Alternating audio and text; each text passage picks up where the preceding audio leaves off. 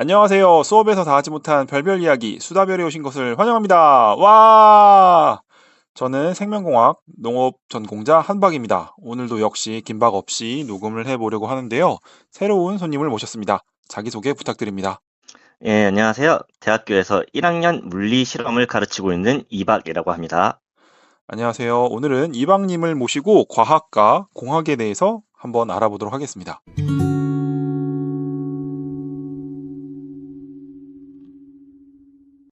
예, 방금 소개했듯이 저는 대학교에서 1학년 물리 실험을 가르치고 있는 이박이라고 합니다. 예, 그래서 이번 주제인 과학과 공학을 좀 다뤄보려고 합니다. 예, 이 주제를 다루게 된 이유는 자연계 학생들조차도 둘 사이의 차이를 구분하지 못하는 경우가 많은데 어릴 때부터 누구도 알려주지 않기 때문입니다.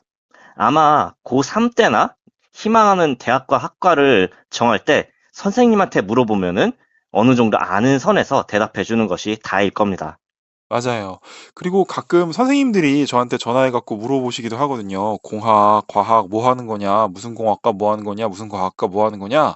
그럴 때마다 저는 저도 좀 잘 모르긴 하지만 저는 생명공학과 나왔거든요. 그래서 그리고 저희 학교에 생명과학과도 있었고 그래서 걔네들 하는 거 제가 했던 거 봐 가지고 과학은 좀 파고드는 거고 공학은 좀 돈 될 거 찾는 거다. 그런 식으로 설명해 주기도 했는데 좀 제가 말하면서 저도 잘 모르겠고 그다음에 또 듣는 사람도 "아 뭐 그래요?" 그러면서 잘 알아듣는 것 같지 못하더라고요. 저 역시 이게 뭔가 알 것 같으면서 좀 모르겠는 그런 느낌이 있습니다. 예, 바로 그거예요. 예. 이렇게 전공자들조차도 특별히 많이 이제 고민한 적이 별로 없기 때문에 얘기해 볼 필요가 있는 거죠. 예. 사실 우리가 알고 있는 대부분의 유명한 자연계 사람들은 공학자라고 봐야 됩니다. 네. 한방님은 어린 시절 위인전에서 본 과학자가 누가 있을까요?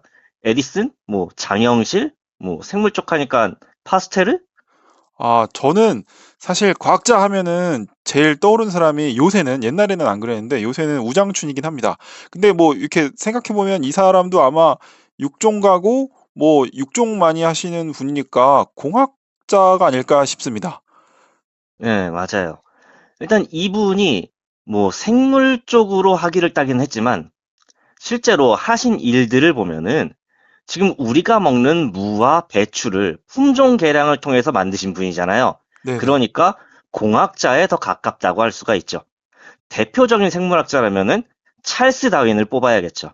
생물이 어떻게 진화하는지 그 원리를 밝혀낸 사람이니까요.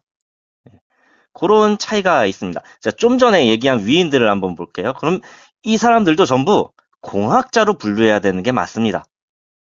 반대로 유명한 과학자로는 아인슈타인, 뉴턴, 퀴리 부인 등이 있는 거죠. 물론 제가 이제 전공이 물리이기 때문에 물리 관련된 분들로만 이렇게 뽑았는데, 예. 어쨌든 이들은 위인전이 있기는 해요. 그런데 여러분들이 생각하기에 공학자들만큼 기억에 남기 쉽지는 않을 거예요. 아, 물론 아인슈타인, 뉴턴이야 이름이 워낙 유명하니까 이름은 알겠지만 무엇을 했는지 이 부분에서 차이가 있을 거예요.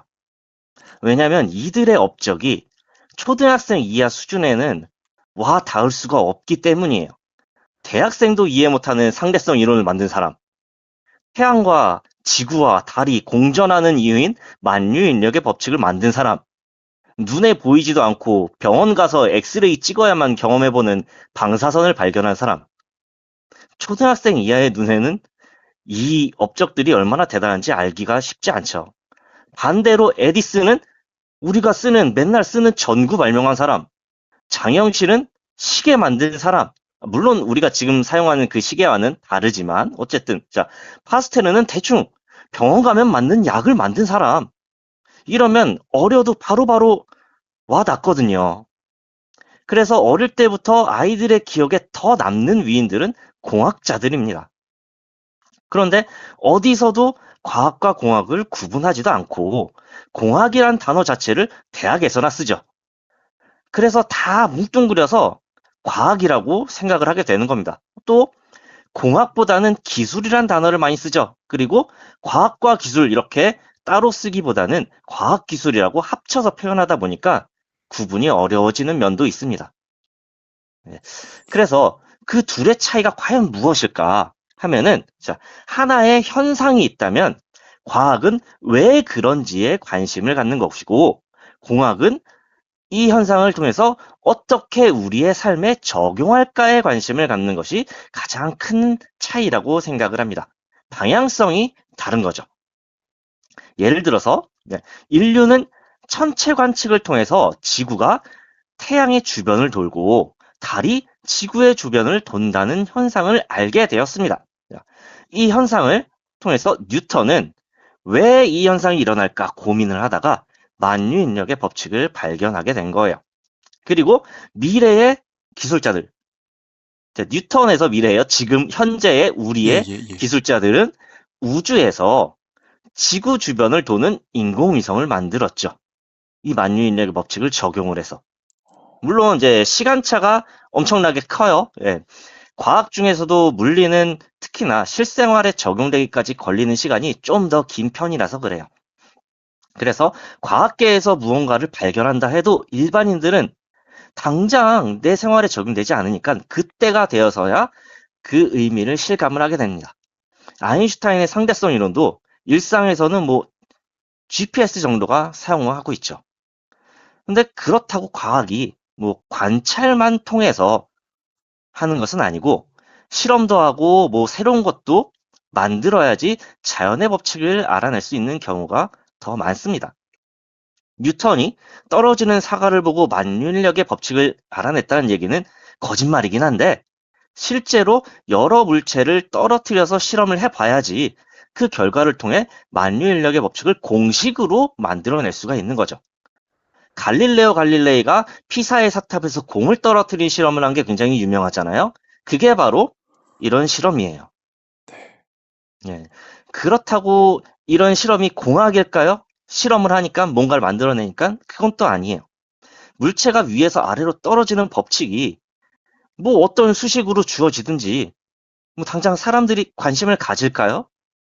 우리가 만유인력의 법칙을 몰라도 해와 달은 떴다가 집니다. 물체를 공중에 올려놓으면 알아서 떨어집니다. 이런 것들은 전혀 공학자들의 관심사가 아니에요. 그런데 높은 곳에 있는 것이 아래로 떨어진다는 원리를 이용하면은 물레 방아를 만들 수가 있죠. 그래서 물이 위에서 아래로 떨어지는 힘을 이용해서 사람 대신 일을 하게 만드는 거예요. 굉장히 유용하겠죠. 이런 장비들을 공학자가 만들고 더 효율적으로 업그레이드하고 하는 거죠. 그래서 원리를 알아내는 것이 과학, 그 원리를 이용하여 우리의 삶에 적용하고 효율을 중시하는 게 공학인 것입니다. 물론 무조건 이렇게 양극단만 존재하는 건 아니에요. 그 사이도 분명히 존재합니다. 둘의 이해가 절묘하게 맞아떨어질 때가 있는데 이런 분야를 보통 응용과학이라고 많이 불러요. 관찰 또는 실험을 하려면 당연히 맨손으로 할 수는 없겠죠. 장비가 필요해요.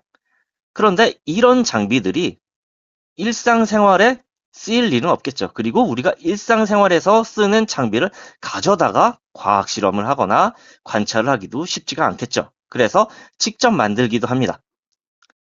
그리고 우리가 쓸 때도 당연히 효율이 좋으면 좋겠죠. 네, 이런 점이 이제 효율을 중시하는 공학과 접점이 될 때가 있어요. 또 첫 목적은 과학을 위한 것이었는데 공학에도 유용한 것이 될 때가 있죠. 네, 대표적으로 갈릴레오 갈릴레이가 또 나와요. 네, 이 사람이 천체 관측을 하기 위해서 천체 망원경을 만든 것을 예로 들 수가 있어요. 그래서 망원경을 훨씬 더 발달시킨 거죠. 이거는 공학 쪽에도 속할 수가 있겠죠. 자, 몇 년 전인데 상온 초전도체가 나왔다고 뉴스에도 많이 나오고 우리나라가 떠들썩했던 적이 있어요. 물론 실패로 끝났지만 어쨌든 이 초전도체란 거에 왜 그렇게 사람들이 관심을 많이 가졌느냐? 전기가 아주 잘 통하는 물질이거든요. 뭐 우리가 일반적으로 사용하는 전선들, 이런 전선들도 충분히 전기가 잘 통하기는 해요. 그런데 이 전기선조차도 약간의 저항이 있어요. 그런데 이보다도 더 저항이 적은 거를 초전도체라고 하는 거예요. 그런데 이런 현상이 아주 낮은 온도에서만 보여요. 그래서 과학에서는 과연 상온에서도 이런 초전도체 현상을 만들 수 있을까? 그런 법칙은 어떻게 될까? 당연히 관심을 갖고 있죠. 반면에 공학에서는 냉각에 들어가는 비용도 줄고 저항이 작으니까 효율이 굉장히 높아지죠. 둘의 이해가 딱 맞아 떨어지잖아요. 그래서 공학인 듯 보이지만 또 과학에서도 연구하는 분야가 있는 거예요. 이런 과학과 공학이 겹쳐지는 영역은 특히나 새로운 분야가 태어났을 때 더 두드러져요. 아직 현상 자체를 보면서 여기에서 원인과 응용이라는 분화가 아직 덜 이루어진 거죠. 혹시 오펜하이머라는 영화를 보셨나요? 우리나라에서 갑자기 흥행을 하면서 엄마들이 아이들 데리고 많이 보러 갔던 그런 영화예요. 사실 아이들이 볼 영화는 아니었죠. 주제가 과학이 아니라 오펜하이머라는 사람이 겪은 이제 희노애락 이런 거에 더 가까운 주제였으니까요. 그래서 과학 얘기는 별로 나오지 않았습니다. 엄마들은 실망하겠지만, 예. 그래서 오펜하이머가 어떤 사람이냐? 핵폭탄을 만든 맨하탄 프로젝트의 책임자였어요. 그래서 폭탄을 만든다고 하면은 공학 아닌가라고 생각을 하겠지만 오펜하이머는 물리학자였어요. 많은 사람들이 아인슈타인이 핵폭탄 만들었다 이런 얘기를 하는데 그건 아니고 직접적인 관여도 하지 않았어요. 네. 아인슈타인이 만든 상대성 이론에서는 질량이 에너지로 바꿀 수 있다라고 해요. 그래서 핵 에너지를 핵이 가지고 있는 질량이 바뀌면서 에너지로 바뀌면 그것이 굉장히 큰 에너지가 된다. 이게 뭐 핵폭탄 아니면은 우리 원자력 발전소 이런 걸로 될 수 있다라고 해서 사람들이 관심을 가졌던 것이죠. 그러면은 왜 오펜하이머를 비롯한 물리학자들이 이 실험을 주도하게 되었느냐? 실험적으로는 이 질량이 에너지로 변하는 것을 증명한 적이 그때까지는 아직 없었기 때문이에요. 아직은 물리의 영역인 거죠. 그래서 무거운 입자가 불안정하게 되면은 스스로 분열돼서 다른 입자들로 변해요. 그럼 이럴 때 에너지가 추가로 밖으로 나오게 되거든요. 그래서 어떻게 하면 얘를 스스로 분열될 수 있도록 불안정하게 만들 수 있는지, 그리고 분열되면 어떤 입자들이 나오게 되는지, 그리고 에너지는 얼마나 큰지, 이런 법칙들을 우리가 알아야 하는 거죠. 그러니까 이제 물리의 영역인 거죠. 그런데 지금은 물리학자들은 하지 않아요. 공학자들만 관심을 가져요. 물리에서는 이제 방금 얘기했던 내용들을 다 알아요. 아니까 더 이상 관심이 없는 거고, 이 에너지를 얻었을 때 얻은 걸 얼마나 효율적으로 활용할지가 관건이겠죠. 효율. 여기에 집중을 하게 되니까 이제 공학에서만 관심을 갖게 되는 거예요. 그리고 뭐 추가적으로 요즘 가장 핫한 양자역학 관련된 양자 컴퓨터 얘기도 조금 해볼까 합니다. 양자역학이란 거는 모든 것이 확률적으로 분포한다고 보고 있어요. 우리가 관찰을 할 때만 하나의 값으로 확정이 되는 거예요.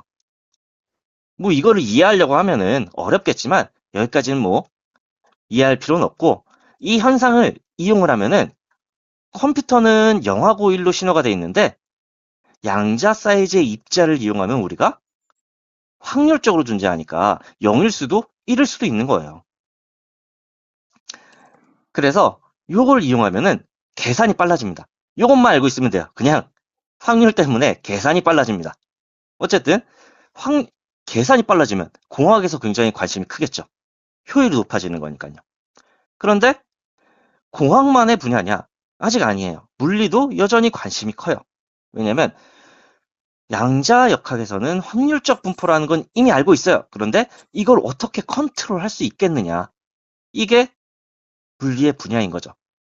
우리가 계산을 하기 위해서 측정을 해서 0 또는 1로 바뀌어버렸는데 그럼 다시 원상태로 또 어떻게 돌려보내고 이거를 유지를 시킬 수 있겠느냐? 이게 이제 관심사예요.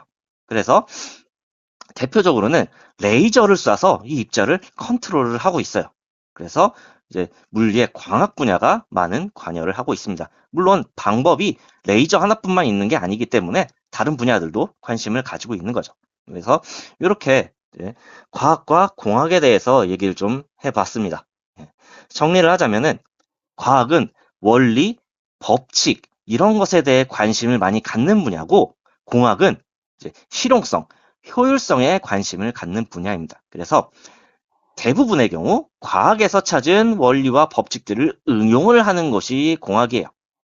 물론 아직 찾아내지 못했는데 경험적으로 그냥 사용하는 공학의 경우도 있어요. 물론 그 영역은 점점 더 줄어가고 있죠. 복잡해질수록.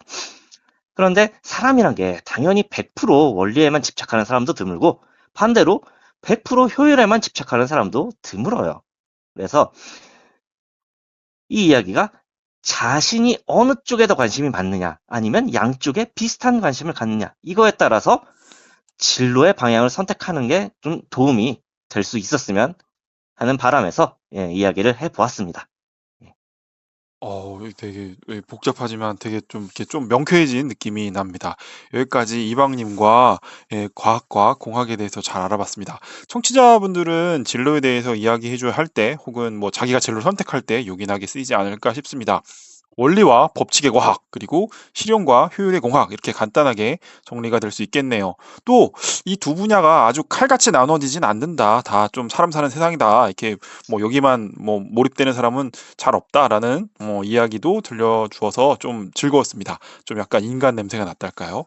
예, 그럼 오늘 시간은 여기까지 하도록 하겠습니다. 다음 시간까지 안녕. 안녕!